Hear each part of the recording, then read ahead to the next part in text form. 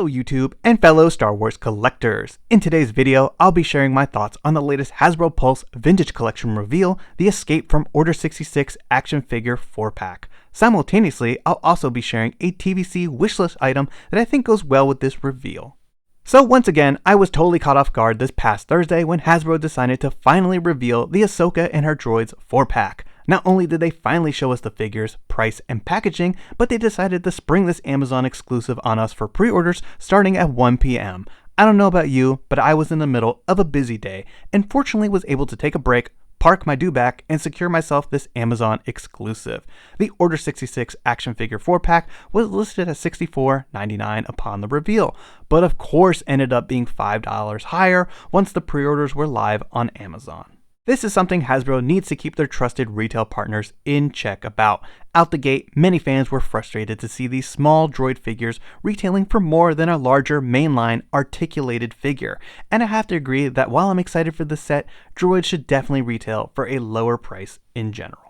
With all that being said, Ahsoka looks rather nice on her new card back image, which is a wonderful still from her battle against Maul on the scaffolding high above the capital of Mandalore.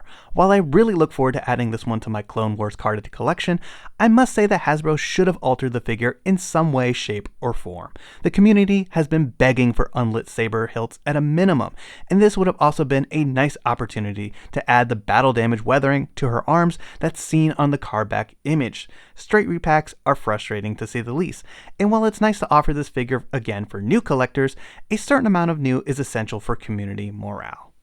Moving on, we have Ahsoka's droid R7A7, who uses the Build-A-Droid mold and was originally released in a 5POA multi-pack for the Jedi Order. The character was also released in the animated Clone Wars line, but the figure was slightly different and sported the animated look that line was known for.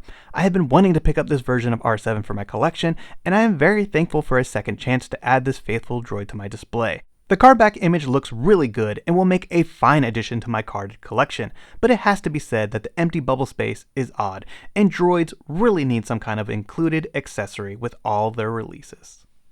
Next up is CH-33P, better known as Cheap, who I was beyond excited to see pipeline for the vintage collection. He is one of my favorite droids from the animated series, and I personally never thought we would see him or his buddies make their way into the line. Unfortunately, Cheap suffers from inaccuracies that lessen him and make the figure a little cheap to say the least. This is a repaint of the recent Chopper mold with a new dome, but sadly only has one arm and no middle leg. While Cheap is seen waving his single arm a few times in the episode Victory at Death, he puts both arms up in the end when he surrenders to the Order 66 clones who blast him to pieces.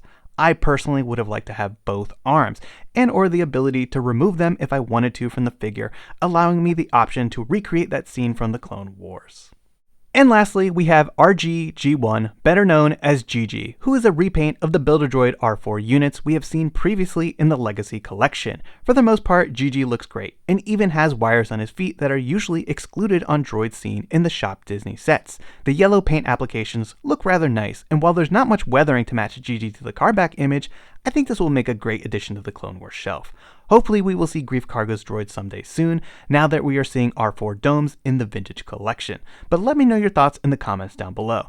Do you want to see more droids added to the line, and do you think droids should be at a lower price point than fully articulated figures? This 4-pack definitely had mixed feelings during the reveal. Many were excited, but many were also turned off by the price tag. Regardless, I'm really enjoying the Clone Wars Season 7 world building for the vintage collection, and would like to see more releases covering this and all the Mandalore stories. For my concept idea, I wanted to share something that I've been thinking about since the pipeline of this Order 66 action figure 4-pack, the Clone Wars bomber, but repainted in the 501st color scheme and packed with an Order 66 Captain Rex.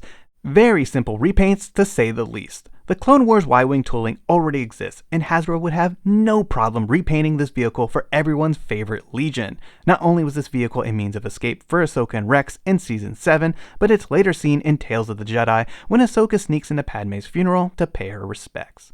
Rex should include the following new accessories to make him a proper and worthy repack: a new head sculpt with a bandage for his Order 66 scar, a battle damaged pauldron, paint apps, and the Republic backpack with shovel that he's seen with while standing distraught next to the vehicle as Ahsoka says goodbye to the buried clone troopers from the wreckage.